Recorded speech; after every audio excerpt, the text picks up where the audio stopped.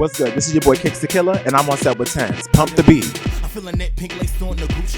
Smelling good with a stank attitude. This the thirst quench your lips on the boots. Tell me how you trying to get all the goods with I started performing, well, I've been performing since I was born. You know, life as a homosexual is a performance. Period. I started recording music around my sophomore or junior year in college. And that came about because at that time I would make funny videos of me rapping on YouTube. And someone by the name of Styx, who was running a record label at the time, saw the videos and just gave me an opportunity to perform. So through that, I was able to record my first track, Rapid Fire, featuring Dayburger.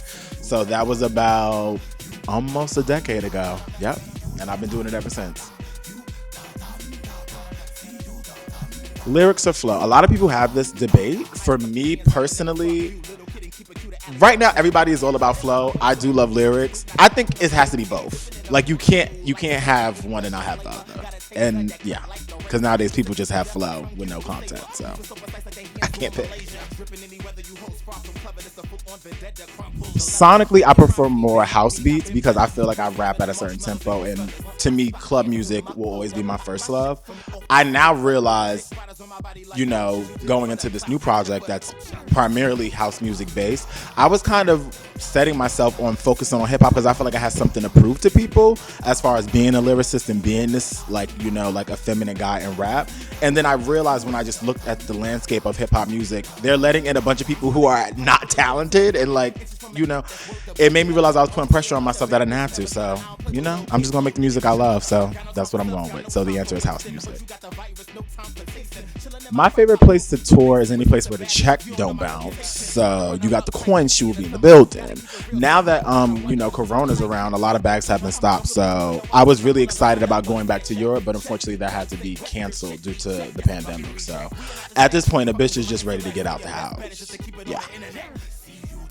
So Goodies came about, it's a play on a reggae song by Lisa Height, and it basically was one of the first singles that I wanted to introduce myself to the scene.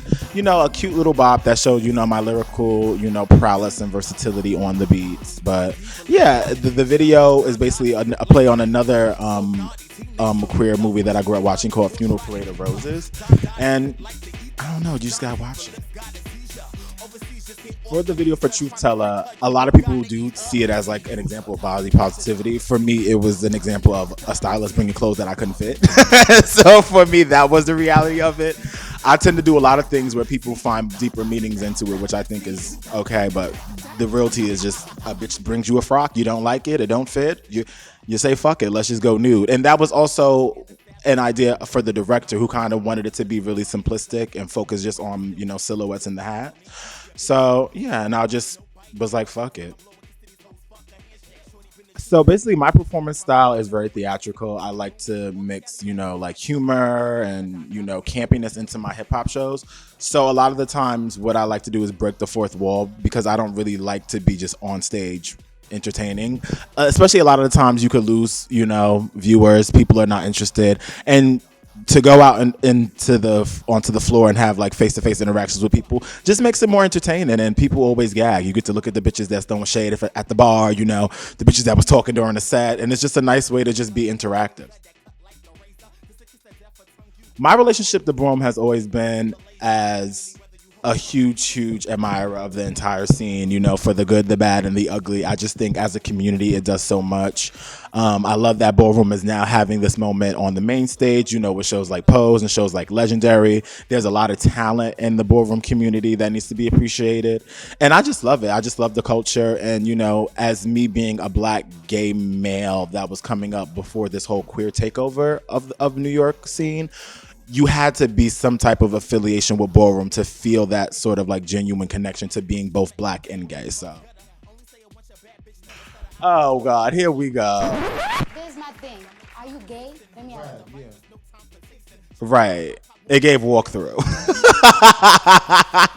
No, I really had a really nice time. It was one of those things where, you know, for years and years, people have asked me to do different type of reality shows, and I kind of always was not really pressing it. But it got to the point in my career where a bitch needed a resurgence. She needed to come back with a little bit of zhuzh, and it was too good to pass up. So when the casting director hit me up, I was like, yeah, I'll do this. I knew I wasn't going to be on it long because I'm not really that malleable of an artist, being established the way I am. But, I thought it was cute to, bring cameras to Mood Ring and shit, do dumb shit like that. So I just dropped a single off my EP Motherland called Dandada, which the single is out and you could stream it on all the platforms or whatever. For me, I just kind of wanted to have another reintroduction to the scene since I've been kind of dormant as far as full projects since I dropped my album in 2016. And I don't know, it's just a good example of where I'm at now sonically, where I'm at lyrically, and I'm obsessed. And yeah, it just is what it is. So if anybody interested in keeping up with me, they can hit me up on all social media platforms except OnlyFans at Cakes to Killa.